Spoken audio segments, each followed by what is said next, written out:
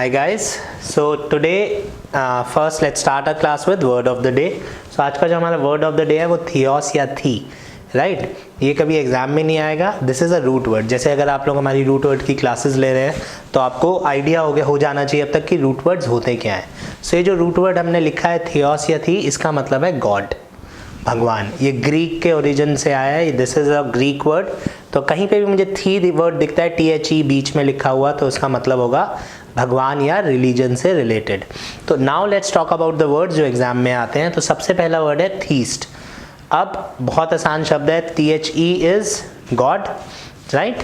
सो पहला वाले शब्द का मीनिंग क्या हो गया? भगवान. और ये हमने बहुत बार बात कर ली है. IST से अगर हमारा वर्ड एंड होता है तो IST का मतलब होता है पर्सन जो वो काम करता है. तो IST का मतलब होता है पर्सन हु डज दिस. सो जो आदमी भगवान को मानता है that person is called atheist, right. So sorry, theist. तो थीस्ट कौन होता है? वो आदमी जो भगवान को मानता है. अब आते हैं इसके ऑपोजिट पे, एथीस्ट. IST वापस हो गया पर्सन, थी वापस हो गया गॉड. अब ए लग गया उसके आगे. अब अगर आपने कोई भी वर्ड आपको याद है और उससे पहले ए लगा हुआ है, स्लीप अस्लीप की मैं बात नहीं कर रहा हूँ जहाँ पार्ट्स ऑफ स्पीच का डिफरेंस ना हो, तो ए हमेशा उस शब्द का उल्टा होता है. अगर मैं कोरोना वायरस की बात करूँ तो आजकल एक बहुत कॉमन वर्ड है एसिम्प्टोमेटिक, राइट. अभी रिसेंटली केजरीवाल ने कहा था कि दिल्ली के मेजर पेशेंट्स जो है एसिम्प्टोमेटिक पेशेंट्स हैं. एसिम्प्टोमेटिक पेशेंट्स का क्या मतलब हुआ? जिनके अंदर कोई सिम्टम्स ना हो. तो सिम्टम का उल्टा हो गया ए. तो a is used for opposite of that particular word. तो जहाँ पे भी ए लगता है उस शब्द का उल्टा हो जाता है. तो थीस्ट हो गया भगवान को मानने वाला, एथीस्ट हो गया भगवान को ना मानने वाला, या इसका हिंदी हो गया नास्तिक. सो आस्तिक और नास्तिक. अब इंग्लिश में एक और वर्ड है जो कि हिंदी में नहीं है, राइट. तो एग्जाम्स में हमारे को वोकैब में क्या लिखा होता है? Mark the word closest to the meaning. So हमारे को तीसरा वर्ड मिलता है एग्नोस्टिक. एग्नोस्टिक का एग्जैक्ट मीनिंग होता है कंफ्यूज्ड अबाउट गॉड.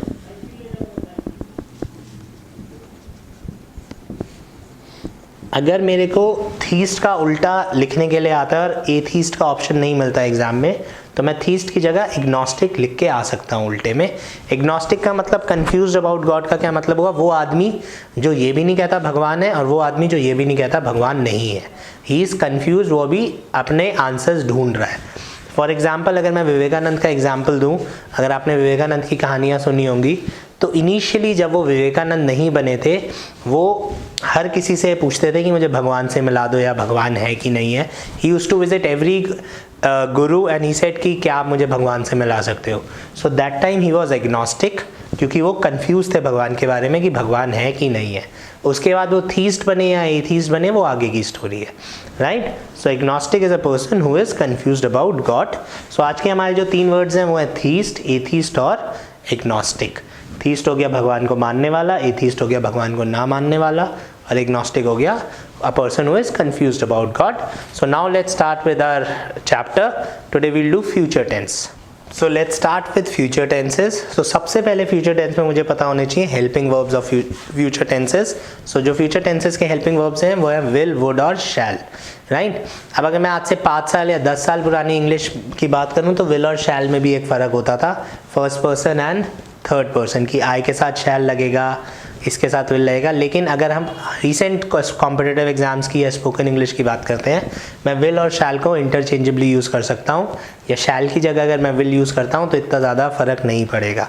तो स्पॉटिंग एरर्स में सबसे पहले तो आपको अब ये याद रखना है कि इन तीनों का मीनिंग सेम होता है. स्पॉटिंग एरर्स में विल, वुड, शैल की गलती अब नहीं आती. फिल इन द ब्लैंक्स में जब आती है तो हम इनके डिफरेंस की बात अभी करेंगे, राइट. सो फिलहाल हम मान के चलेंगे कि विल, वुड, शैल ये तीनों फ्यूचर टेंस हो सकते हैं. तीनों का मीनिंग सेम हो सकता है.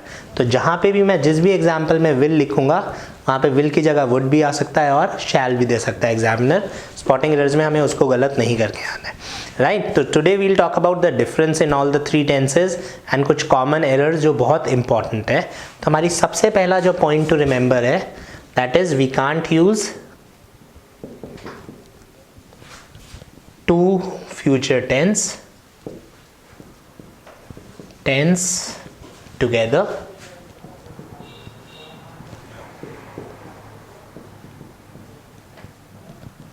अगर हम फ्यूचर की बात करते हैं तो this is the most repeated question in exam. आपको ऑलमोस्ट हर दूसरे पेपर में ये वाला क्वेश्चन भी दिखेगा। अगर हमारे दो सेंटेंसेस लिखे हुए हैं और कंजंक्शन यूज़ हो रखा है, तो अगर हमारे दो सेंटेंसेस लिखे हुए हैं और कंजंक्शन यूज़ हो रखा है तो फिर हम उसमें दो फ्यूचर टेंस यूज़ नहीं कर सकते। So I will tell him when he comes. अब एग्जामिनर देगा व्हेन ही विल कम। अब सबसे पहले तो अगर दो विल, दो वुड, दो शैल, एक विल, एक वुड सारे फ्यूचर माने जाएंगे। तो जैसे ही मैंने क्वेश्चन देखा मुझे दिख गया कि दो विल लिखे हुए हैं। अगर दो विल लिखे हुए हैं तो एक विल तो गलत होगा। अब कौन सा वाला गलत होगा, this is what I need to understand. So हम क्या याद रखेंगे, एक note, will, would, shall after conjunction.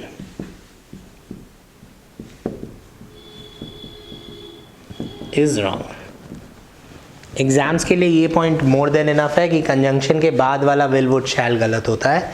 तो जब मैं इस क्वेश्चन की बात कर रहा हूँ तो मेरा ये कंजंक्शन है तो ये गलत हो जाएगा, यहाँ पे ही के साथ कम्स लग जाएगा, तो कम्स और विल गलत। सो क्योंकि कंजंक्शन सेकंड पार्ट में है इसलिए सेकंड पार्ट गलत है। पहला वाला हमेशा गलत होता है, दूसरा वाला हमेशा गलत होता है। This can not be solve like that. आप ऐसे रट के नहीं जा सकते कि दो विल है तो पहला वाला गलत कर दो, या दो विल है तो दूसरा वाला गलत कर दो। तो एक और एग्जाम्पल लिख लेते हैं, if he will tell me I will come. अब हमारा जो कंजंक्शन है, हमारा कंजंक्शन यहाँ इफ पे आ गया तो यहाँ पे आ गया, तो ये वाला विल गलत और ये आ जाएगा if he tells me I will come. So जो हमारा सबसे पहला और सबसे इंपॉर्टेंट रूल है फ्यूचर के लिए वो यही है कि दो विल हमेशा गलत होंगे और कंजंक्शन के बाद वाला विल गलत होगा।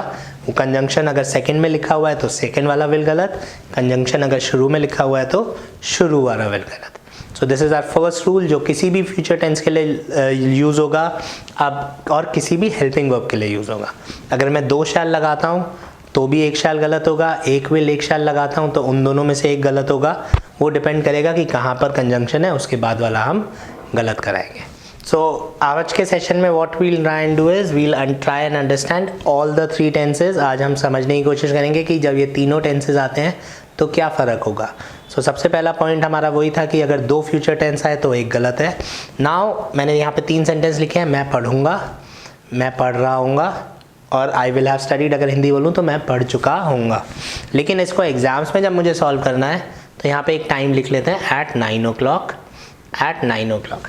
अगर आपने हमारी पास्ट टेंस की वीडियोस देखी हैं ठीक से तो एग्जैक्टली सेम तरीका है।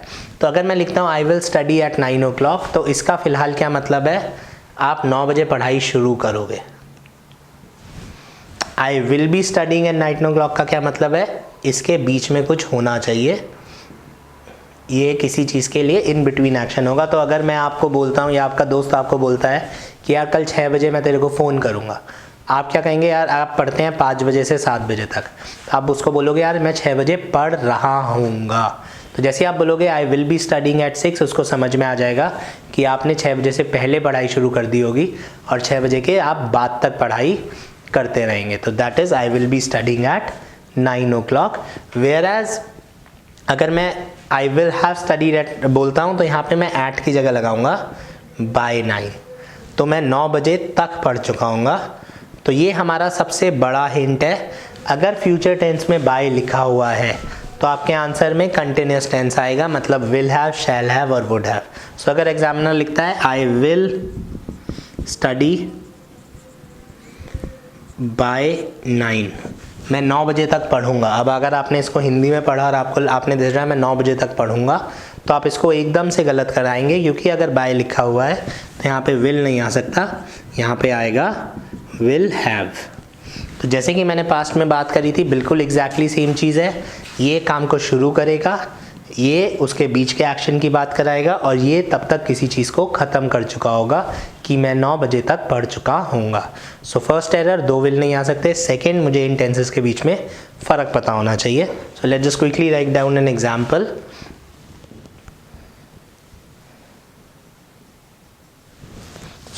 मैंने एक ही सेंटेंस लिख दिया है, I will study when you come, I will be studying when you come and I will have studied when you come. So first thing आप नोटिस करेंगे कि व्हेन के बाद मैंने कहीं भी विल नहीं लगा है, जो कि बहुत इंपॉर्टेंट पॉइंट है अगर मैं कॉम्पिटिटिव एग्जाम्स की बात करता हूँ, कि यहाँ पे विल नहीं लग सकता, नहीं तो क्वेश्चन गलत हो जाएगा। अब मैं पढ़ूंगा जब तुम आओगे, तो ये सेंटेंस क्या कह रहा है कि पहले आप आओगे उसके बाद मैं पढ़ाई करूँगा। तो जब तुम आओगे मैं पढ़ाई कर लूँगा, जब तक तुम नहीं आ रहे हो तब तक मैं घर का ध्यान रख लूँगा, बच्चों का ध्यान रख लूँगा, what ever. So my first sentence means I will study when you come, तुम्हारे आने के बाद मैं पढ़ूँगा। मेरा सेकेंड क्या बोलता है कि जिस वक्त तुम आओगे उस वक्त मैं पढ़ रहा हूँगा, मतलब तुम्हारे आने से पहले मैंने पढ़ाई शुरू कर दी होगी और तुम्हारे आने के बाद तक मैं पढ़ता रहूँगा। And the third sentence means कि तुम्हारे आने तक मेरी पढ़ाई ख़त्म हो चुकी होगी, तो आई will have studied when you come. तो तीनों सेंटेंस ठीक है। एग्जामिनर इसके साथ आपको एक कंडीशन और देगा, तब आप इन तीनों में से एक फ़र्क कर पाएंगे। फिलहाल के लिए तीनों ठीक है। नाउ नॉर्मली एग्जाम्स में क्या होता है, अगर एग्जामिनर कंडीशन नहीं देना चाहता तो बाय द टाइम लिखता है। अगेन बाय का मतलब होता है तक, इस आपको नोट कर लीजिए कि जैसे ही बाय के साथ टाइम लिखा होगा फ्यूचर टेंस में, हम हमेशा विल हैव, वुड हैव या शैल हैव यूज़ करेंगे। तो जब तक तुम पहुंचोगे मैं पढ़ चुका हूँगा। अब अगर मैं इसको हिंदी भी बोल के देखूँ, जब तक, तो जब तक का क्या मतलब है, तुम एक काम ख़त्म हो चुका है। तो बाय द टाइम के साथ इसलिए दूसरी वाली कंडीशन में हमेशा विल हैव लगेगा। सो ये बेसिक डिफरेंस है इन तीनों टेंसेस का। Will start individual tenses in the next session onwards. बाकी I just wanted to remind you guys कि इस थर्सडे को शाम 5 बजे से मैं अनअकैडमी पे फ्री क्लासेस स्टार्ट कर रहा हूँ फॉर द स्टूडेंट्स, जहाँ पे हम डिस्कशन कर पाएंगे। तो एक तो मेरे को सजेशंस चाहिए कि आप लोग कौन कौन से टॉपिक चाहते हैं कि मैं कवर करूँ, plus if you guys want to join there, वहाँ पे एक लंबा सेशन होगा तो मैं आपके डाउट्स थोड़े बेटर तरीके से ले पाऊँगा, और उसका जो लिंक है आपको चैनल के डिस्क्रिप्शन में मिल जाएगा। Thank you guys. Thanks for watching the video. If you found this video helpful, press the like button, subscribe to our channel and ring that bell icon so that you can get notified every time we upload a new lesson.